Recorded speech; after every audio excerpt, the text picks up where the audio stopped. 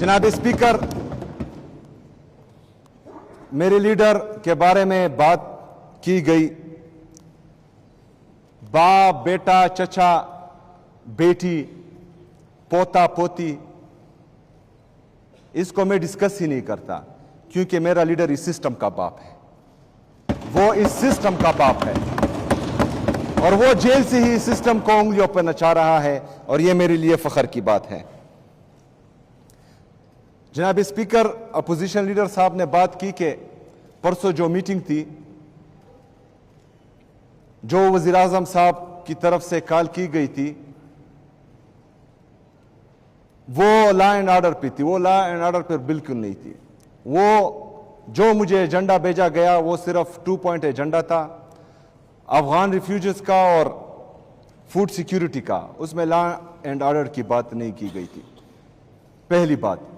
दूसरी बात कि मैंने वहां अपना नुमाइंदा चीफ सेक्रेटरी साहब जो खैबर पख्तूनख्वा से ताल्लुक रखते हैं उसको भी भेजा, और मुजम्मिल असलम साहब को इसलिए भेजा क्योंकि वो 19 महीने 18 महीने से इस सूबे के तमाम मामलात को देख रहा था और बखूबी खबर था हर चीज से। और मैं मुजम्मिल असलम साहब को खिराज तहसीन पेश करता हूं कि उसने जिस तरीके से इस सूबे का मुकदमा पेश किया, हम सब उस पर फख्र करते हैं। मैं अपोजिशन लीडर साहब से एक और बात भी कहता हूं कि वहां आपके अपने सूबे जिससे आपका ताल्लुक है, पंजाब गवर्नमेंट ने गंदम खैबर पख्तूनख्वा के लिए रोक दी थी। वो गंदम को छोड़ रहे नहीं थे, जो आर्टिकल 151 की कुली खिलाफ वर्जी है, और वो मुकदमा हमने वहां पेश किया अल्हम्दुलिल्लाह। जनाब स्पीकर, उस गंदम की बंदिश की वजह से मेरे खैबर पख्तूनख्वा के अवाम महंगाई देख रहे हैं, और रोटी भी उसी वजह से महंगी हो चुकी है। तो इंशाल्लाह जिस तरह वादा किया गया था, आप भी इसमें किरदार अदा करेंगे और आईन की खिलाफ वर्जी नहीं होगी, और गंदम की तरसील खैबर पख्तूनख्वा को मुसलसल होती रहेगी। जनाब स्पीकर, अफगान रिफ्यूजीज का जो मामला है उस पर हमारा स्टांस क्लियर है।